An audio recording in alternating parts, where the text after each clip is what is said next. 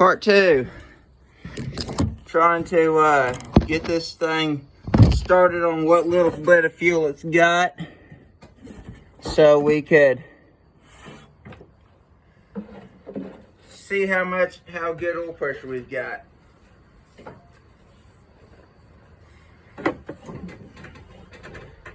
When it runs.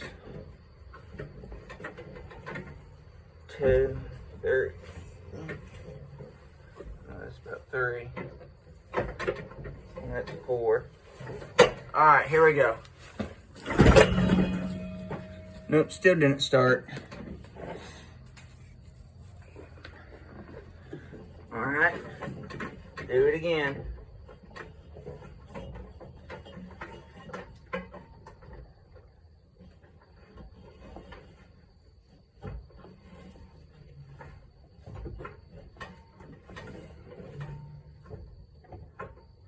I'm going to completely fill the pulley up this time. Alright. That one's wanting to come off, so we wrap it. Come on, stop trying to get off of there. Alright, here we go. Try it now. Nope. Still no start. There must not be enough fuel. Of course, I didn't get a good compression stroke. So we'll try it again. There's compression stroke.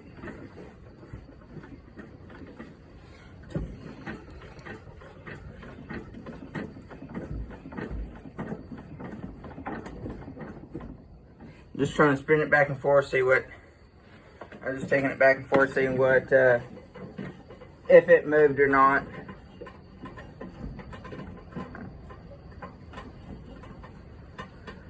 But I'm pretty sure this thing has to be rotating 360 so many times before the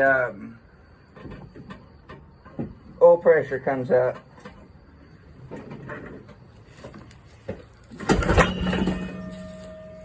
Nope. That still wasn't the problem.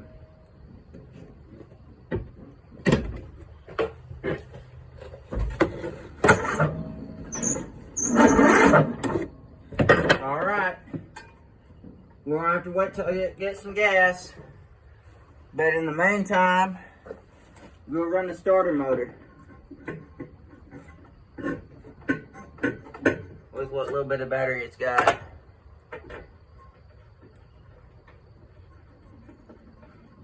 At least 2 more times. Because I want to see it.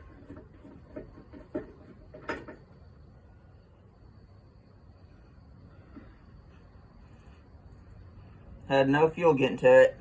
So it was a fuel issue.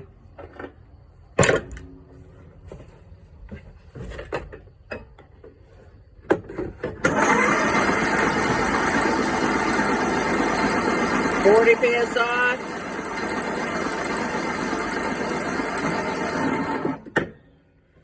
Alright. We got 40 PSI. Here again.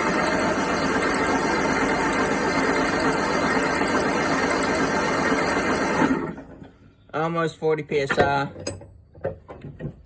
So I think when we run it, when it starts, we'll get the PSI we'll get more PSI going to it. So now we know it works. We have to check the oil again, because it would go down. It would happen to go down. Because it'd have to fill the gauge up, and then again the oil filter had to be filled up, which I filled it up before, which it didn't have full oil in it. And that's how much we lost. That was in the center. Then 2 little holes. So we do need to put more oil in it. So let me get my oil.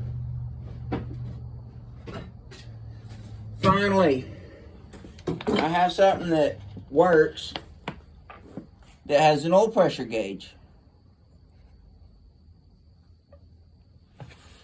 I noticed when I took the little, when I was working on this, the little, pressure port, that oil pressure port that I got this oil pressure gauge hooked up to. It's really an air pressure gauge, but I rigged it up full. Ain't gonna hurt it. Not gonna hurt it. I seen it didn't have oil in the filter completely.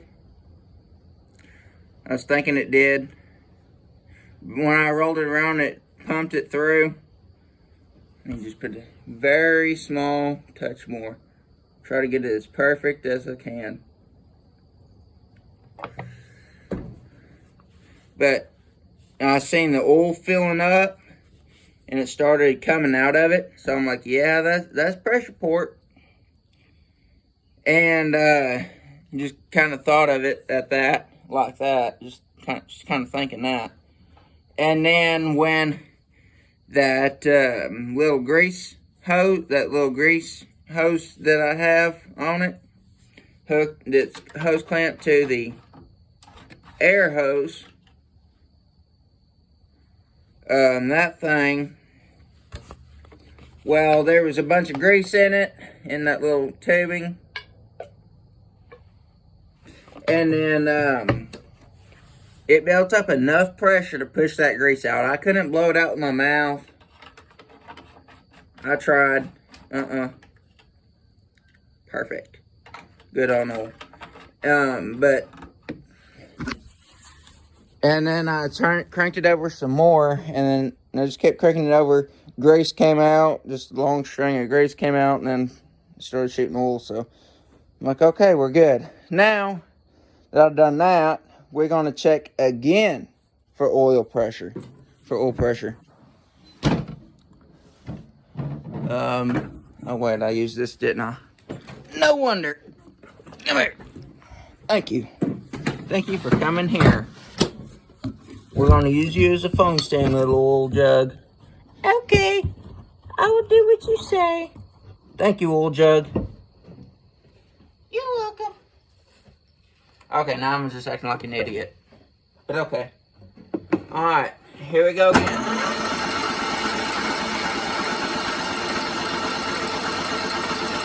Almost 40. It ain't crank.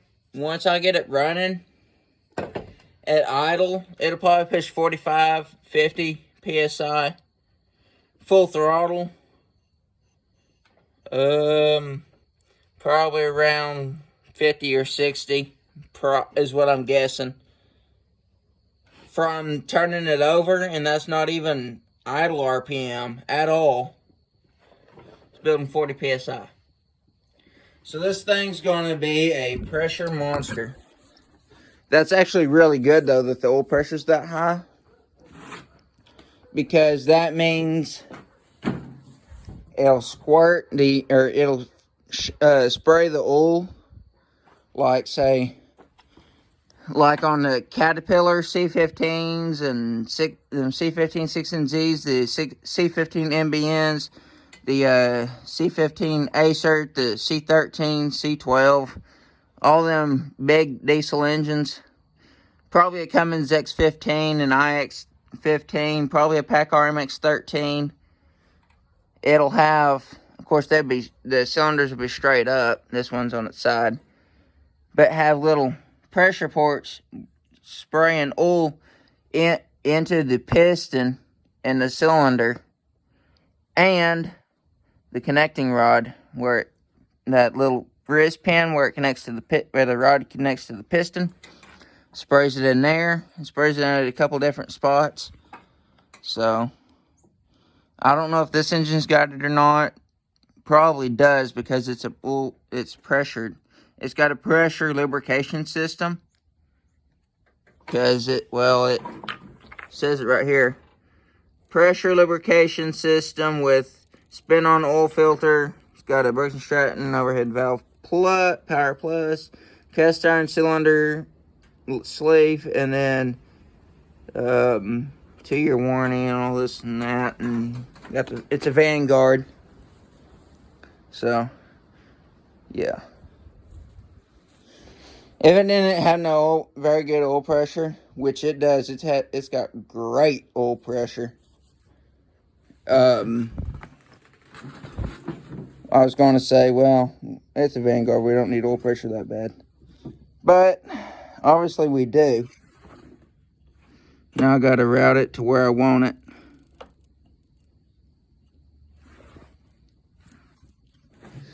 Now I'm going to see what else I could do.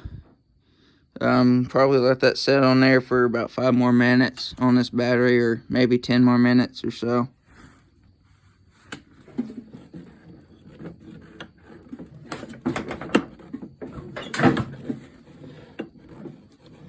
Literally has no battery. That light's not even coming on. There it goes.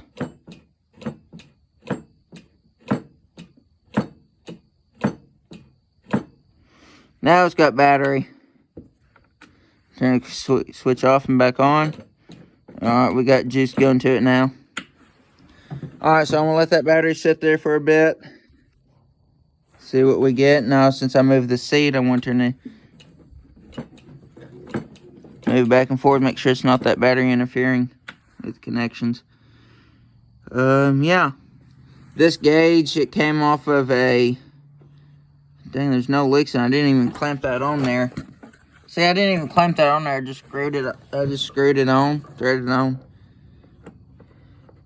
This pressure gauge came off of an air compressor, and I fit it for that. So now I know now I know that that's working. The oil pump's working, and if it ever loses oil pressure, if I'm running it and it all of a sudden just drops down to 0, I know I've got a problem. Plus, some oil pressure gauges are just kind of fun to watch anyway. So, yeah, I guess we'll see you in the next video.